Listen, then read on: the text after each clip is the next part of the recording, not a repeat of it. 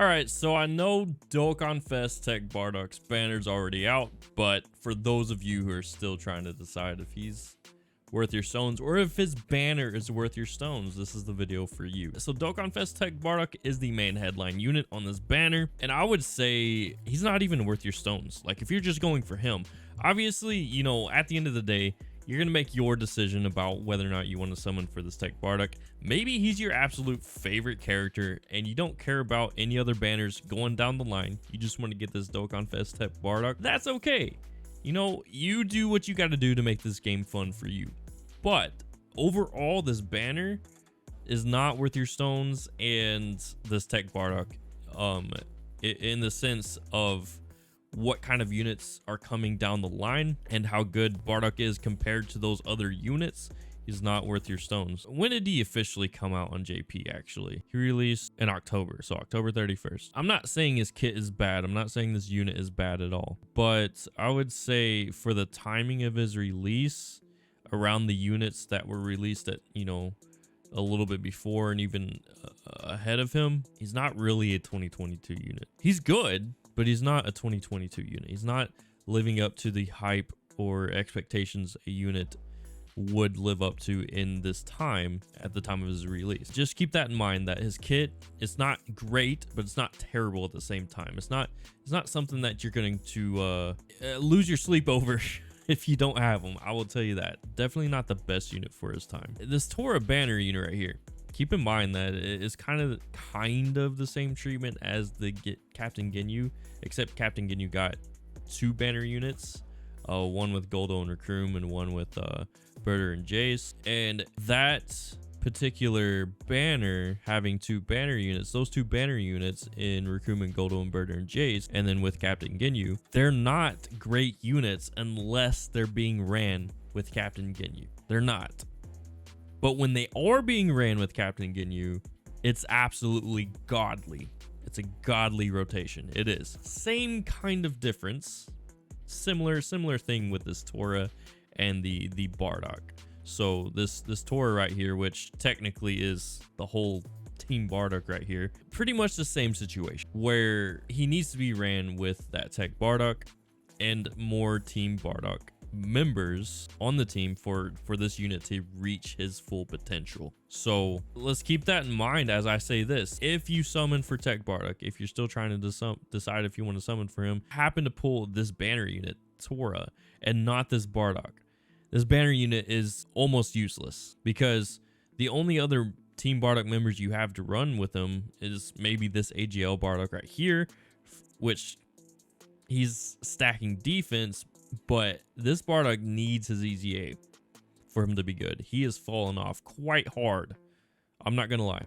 And then you've got the free-to-play Team Bardock units that you can farm up, which you're not using them.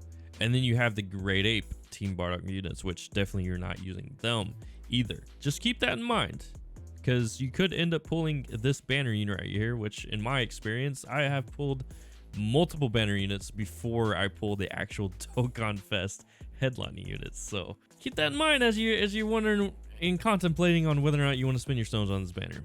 This Vegeta's good, very good defensively. I would say he's a pretty good pull from this banner, but once again, that's just one unit. The overall value just isn't there. This Vegeta, he hasn't fallen off quite yet.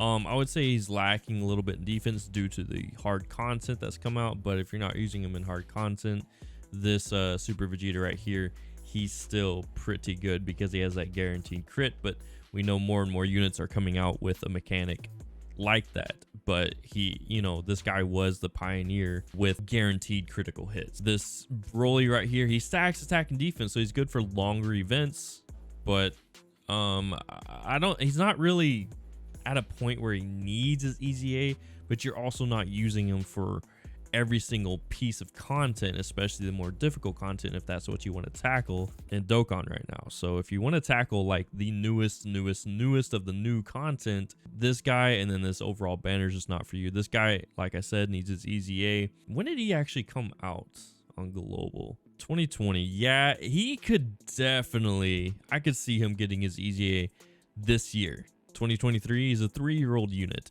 in March on global. He's even older on JP if you're considering that date, which I'm not going to look up right now because I don't want to waste any more of your time. As of right now, he's just not there. Just not there. And then you have this tech transforming Frieza right here. Now, I would say after his EZA, he's okay. He's stacking attack and defense, which is really good for longer events. But units like these, where they transform multiple times, have really fallen off. Because you're not really running them in events where you can actually get those transformations to happen all the time, up to the very last transformation, which is where you want them to get to, because that's where, you know, that's where their greatest potential is the very last transformation. And for instance, this golden Frieza right here, you want him to get up to that. So that takes what?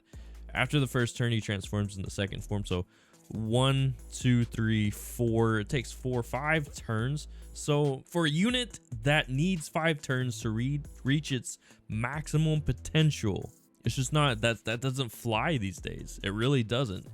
If you're wanting to run difficult content, like I said, this is based on all the difficult content in the game, and if you want to tackle everything that's absolutely brand new in the game. So obviously at the end of the day, if you wanted to summon on this banner because you like some of the new the units on this banner and want a chance to pull them, that's fine. But keep in mind that there are other banners such as the New Year's banner, these 8th anniversary banners, Carnival LR anniversary banners, the 8th anniversary banners coming up on global. These banners are going to be your best bet at pulling units like these, because there's just so much value in these banners. On top of that, you're getting the pull 3 or do 3 multis, get 1 free for quite a bit of time when these banners come out for the 8th anniversary. So on top of that, you have a chance at pulling really valuable units. Like, these banners have so much value, like the overall banner, not just the units themselves, but the overall banner, because these units are so good in their own right. I mean, some of them have fallen off just a little bit, but they're still better than most of these units on this banner right here, possibly all of them. When you compare the banners for the 8th anniversary to this TEQ Bardock's banner, you're just not getting as much value out of TEQ Bardock's banner as you would these banners, where if you save your stones, you can use your stones on these, either these Carnival LR banners during the 8th anniversary or the Dokkanfest LR banners during the 8th anniversary. So on top of that, you have the 7-year anniversary units, the headlining units there. You have the Gammas, which are really good. You have this Cooler, which is one of the best units in the game still to this day. And he's what, almost a year, not almost a year old, but coming up on the 8th anniversary, he's going to be a year old and still probably one of the best units in the game. Just so much more value out of the units you're getting with the featured units in these banners than you are in this Dokkanfest TEQ Bardock's banner.